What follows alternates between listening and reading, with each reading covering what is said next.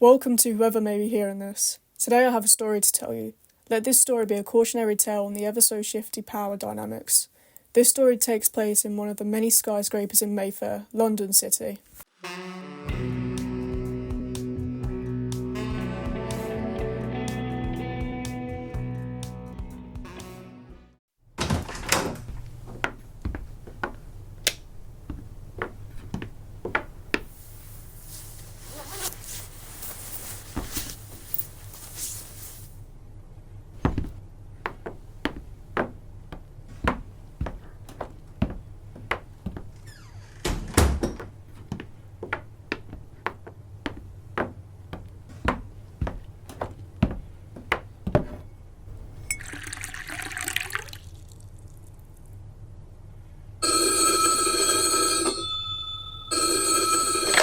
Hello?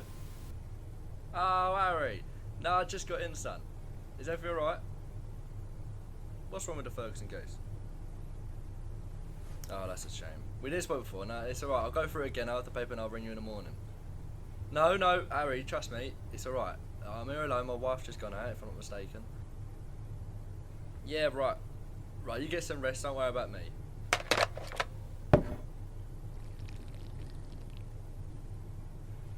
If you want my humble opinion, it wouldn't be worth it. Who are you? How'd you get in here? Close the drawer. I said close the drawer.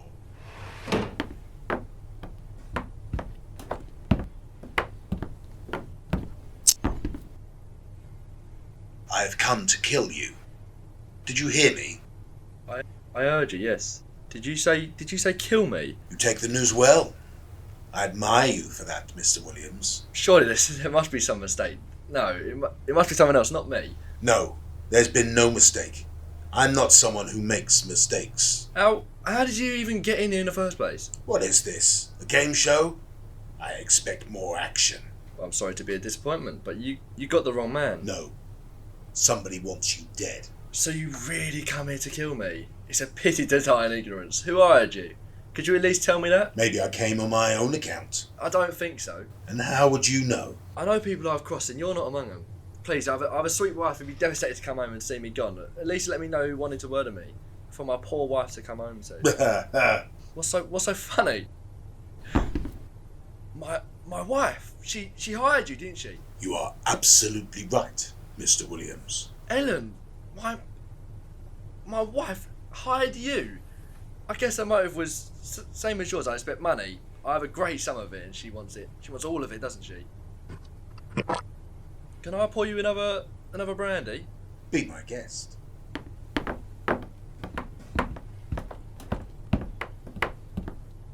How old are you? 44 in 3 months. Why? There you are. You were stupid to expect anything lasting. I guess you're right to tell the truth. I never imagined that she'd be capable of actually sending someone to kill me. Maybe a divorce would be a hefty settlement, but not death. Yeah, it surprised me such a clever man married her. Well, I thought I could keep up with her. She's beautiful, and I have an interest in beautiful things. Maybe that's my fatal flaw.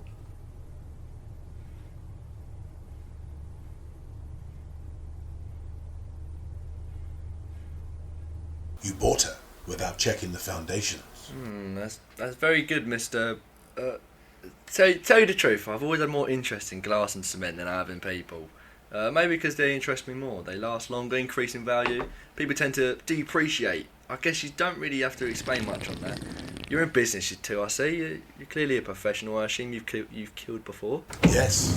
And like every good professional, you enjoy your work, don't you? Yeah, I enjoy it. Ruthless, maybe, but I do enjoy it. Yes, buying and selling real estate can be ruthless too. At a time when people get in the way of progress, I know you've been in this room 5 minutes now, and I'm still alive. There's no hurry. Oh, I see. Then it's not the killing that gives you the kicks, it's the moment leading up to it, huh? Very shrewd.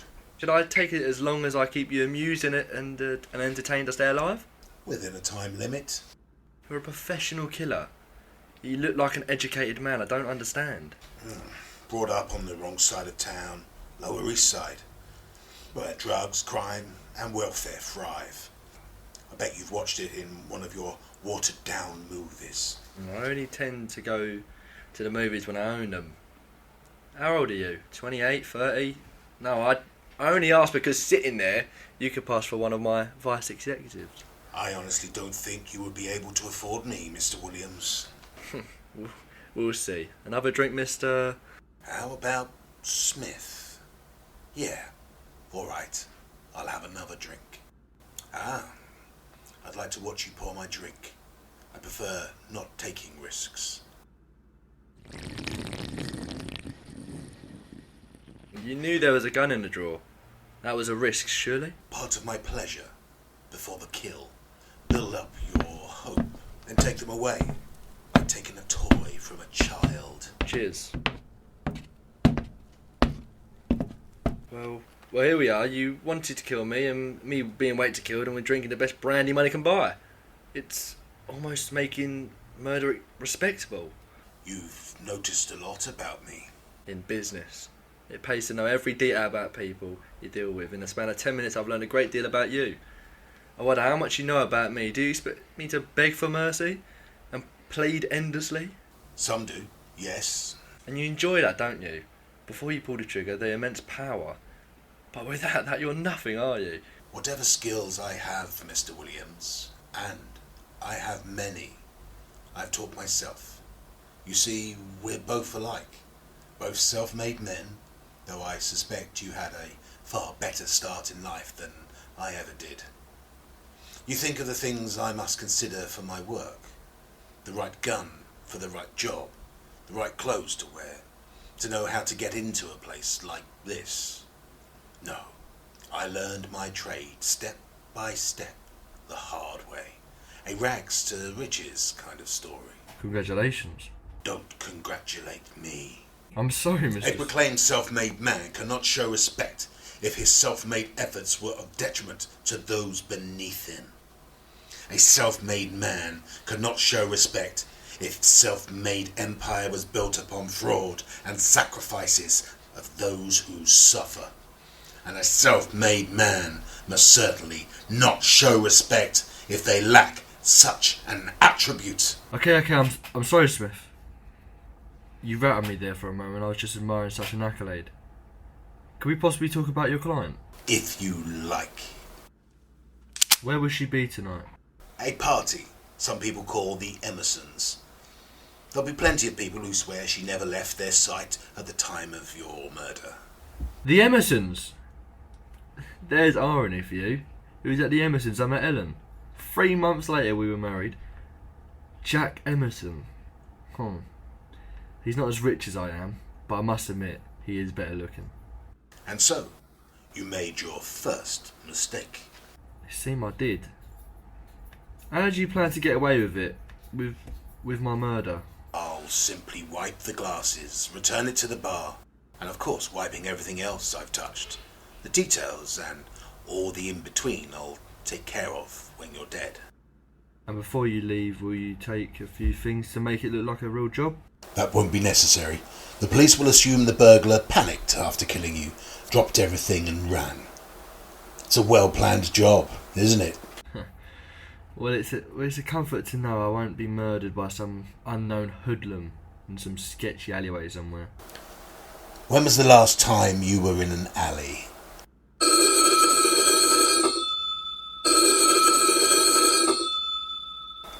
Leave it. I said leave it. You were expecting a call? Harry Blair. He's one of the company's attorneys and a very close friend of mine. He knows that I'm here. Well, whoever it was, too late now. No one can save you from your fate. I guess. Well, Mr. Smith, you see that painting there? It's a beautiful piece worth 1.2 million. I won it at an auction a while back for only 50,000. Oh, I'm tempted. But I'm not a fool, Mr. Williams. I don't want anything remotely connecting me with you. It is a marvellous painting, and I do really appreciate art, especially with what it's worth. But not to the extent of going to the chair, and as soon as I take a contract, that's it. Professional pride. You know all about that? What are you waiting for then? For me to show fear? They always do. And you enjoy that, don't you? They appeal to your humanity, and that is hopeless. Yes. Then let me appeal to another instinct it is still worth 1.2 million. I already gave you my reasoning for refusing your offer. Look at it. I won't move, go on. Look at it. You appreciate art, so you say. It's interesting. Only interesting? That's all. Your victims, they offer you money, nearly always, and that, too, is hopeless so far. Mr. Smith, behind that picture is a wall safe. Well, that's a lot of money. Easy, easy, I'm just going to the safe. Why don't you stay where you are? Somehow, I don't think your professional ethics would allow you to shoot a man in the back. I imagine you get a great deal of pleasure from seeing the faces of your victims. There you are, you see. 2.4 million in old bills. Untraceable. I know Ellen didn't offer you that. Every man has his price. Is this yours? Oh, I see. You're a rarity too. An incorruptible murderer. There. You see? Old receipts and cash cheques. Completely valueless. What the hell do you think you're trying to accomplish? Huh? It gave me a chance to go to the safe and place inside it your brandy glass with your fingerprints. That was your glass, not mine, Williams. Sorry, my friend, it was yours. And the rest assured, the police will wonder what he's doing in there. It's not the place to put a glass, is it? And since this is going to be a case of murder, they'll lift those fingerprints, and you know it. I haven't taken my eyes off you. You couldn't have switched those glasses. Wrong. You've taken your eyes off me at least twice to look at that picture. There. You see, you did it again. It was only for a second or two. Time enough, you know it, Mr. Smith. No, there wasn't time. You couldn't have switched glasses. Your hand is shaking, Smith. You sit down now. No, I said it was impossible. No, you couldn't have switched them. No. Those glasses were next to each other. It was easy, I can assure you. No, you're lying. That was your glass, Williams. Then you get a great surprise when the police come knocking at your door. I wonder how you'll go to the chair. Or maybe perhaps they'll sign you up for one of those new modern lethal injections. Unlike your usual victims, I will not be cringing at your feet, begging for mercy, offering you anything to spare their lives. No, I imagine you say to yourself at night, when my time comes, I shall die with dignity. But that's just a common comforting delusion, Smith. You'll probably have to be drugged, head shaved and dragged. Listen, you open up that safe, Williams, or I'll kill you right now, believe me. We both know you will kill me even if I do open it. So, what are you planning to do with the glass? Let's talk about that. Sit down. Now, if you don't murder me, and somehow I don't think you will, I shall take that glass to a private detective agency and have them fingerprints reproduced. I'll place it in a sealed envelope along with the instructions that in the event of my violent death, or even if it looks accidental or due to natural causes, it will be forwarded to the police. The rest will inevitably follow. That won't be necessary. I'll go out the same way I came in. No! I now have a plan, and I insist you hear me out. It will provide protection for both of us. Why don't you go to the police? I have my reasons. Your wife? Yes. She can simply hire someone else to kill you. Yes, you're right. She could. With my glass safe in that safe, I could still be accused of your murder. I could still go to the chair. I imagine so. Yes. Yes, you could. For a crime I didn't even commit. Why not relax and have a cigar? No. They're the best. You still haven't answered my question. What question was that? Your wife could hire someone else to kill you, and I could still go to the chair. Unless, of course, she was unable to hire anyone. Unable to hire? You're not getting my point. My wife is still at the Emersons. That's right. She's leaving at 11. 11? Good. Very good. Why? It gives us time. Time for what? What I have in mind. You don't know where they live. No. You got exactly 45 minutes. It's a big house, but what is especially convenient for you is it's set well back from the road.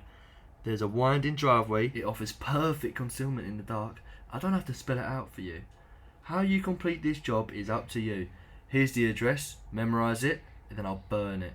It's something you have to do, Smith. It's beneficial for both of us. Where will you be at 11? I'll be at my club. It's only 5 minutes from here. I always drop in there on a Friday night to play cards with my friends. Of course they'll sympathise with me when I get the phone call telling me my wife has just been shot. Wait a minute. I've got to think. Yes, think about it. But it'll be tonight. It must be tonight. I seem to have no choice, do I? Oh, Smith. That key to my desk drawer, you still have it. Did you ever really love her? As I said earlier, she's beautiful and I like beautiful things.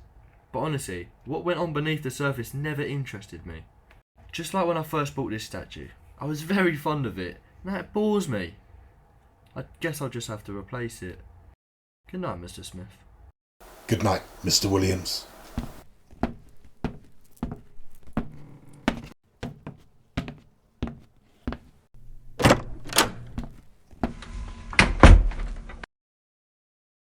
Harry, this is Jerry.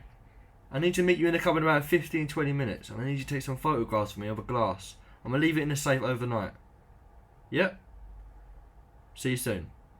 The Tales of the Unexpected Shatterproof is an adaptation for HCR On Air featuring the voices of Jeff and George. It was recorded and edited by Jake, Zaria, Angelo and Kiera. Tales of the Unexpected is licensed to Roald Dahl and ITV Anglia Television. Thank you.